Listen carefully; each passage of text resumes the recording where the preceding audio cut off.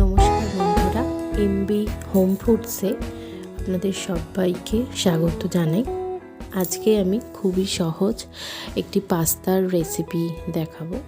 খুবই সহজভাবে কিভাবে বাড়িতেই তৈরি করা যায় ভেজিটেবল পাস্তা। তো চলুন শুরু করি।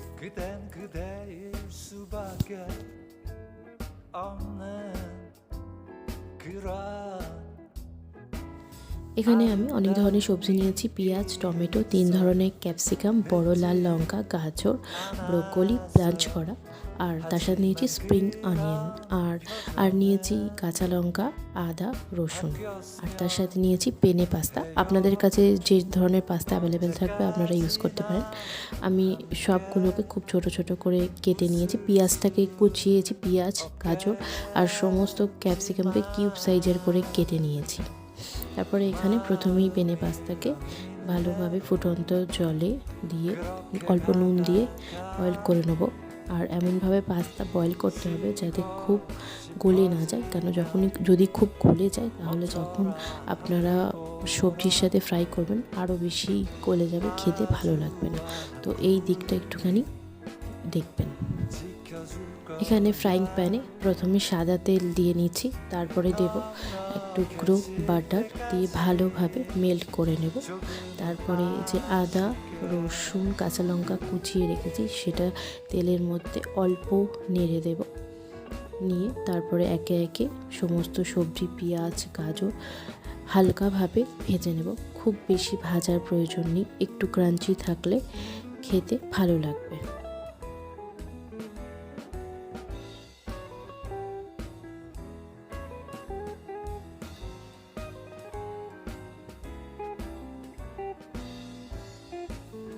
অল্প করে সমস্ত সবজি ভেজে নেব। এরপরে যে ছোট ছোট কিউব করে রাখা ক্যাপসিকাম, যে বড় লাল লঙ্কা কুচিয়ে রেখেছিলাম সেগুলো সব দিয়ে ভেজে নেব। এইগুলো লাস্টে দিলে ভালো হয়।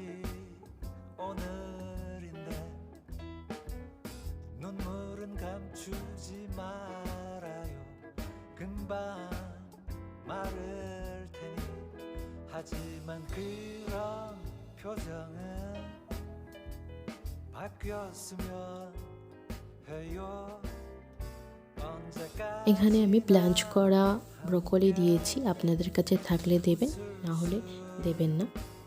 আমি এরপরে যে প্রথমেই দেখিয়েছিলাম 3টে টমেটো, সেটাকে আমি অল্প রোস্ট করে নিয়ে পেস্ট করে দিয়েছি, তাতে টেস্টটা খুব ভালো হয়। অল্প জল দিয়ে ভালোভাবে একটুখানি কষিয়ে নেব।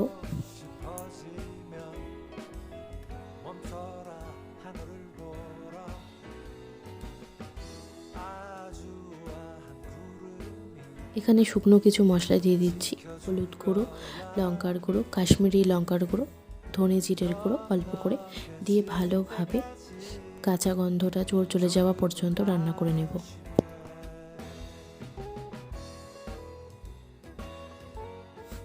মশলাটা ভালোভাবে কষানো হয়ে গেছে। এরপরে যে বয়েলড করে রাখা পাস্তা দিয়ে দেব।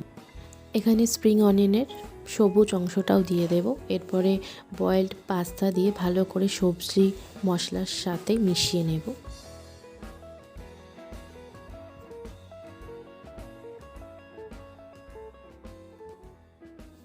ভালোভাবে পাস্তা মশলার সাথে মিশে গেলে এক টুকরো বাটার দিয়ে দেবো। দিলে লাস্টে যদি দেওয়া হয় তাহলে টেস্টটা খুব ভালো হয়। এরপরে চিজ, 2টো কিউব সাইজের চিজ আমি গ্রেট করে দিয়ে দেব। এখানে আমি কোন ধরনের সসের ইউজ করিনি, আপনারা যদি চান এখানে টমেটো সস বা শেজওয়ান সসও ইউজ করতে পারেন। এবং যেহেতু এতে কোনো সস দিইনি, আপনারা যদি লঙ্কাটা বাদ দিয়ে দেন তাহলে বাচ্চাদেরও দিতে পারেন।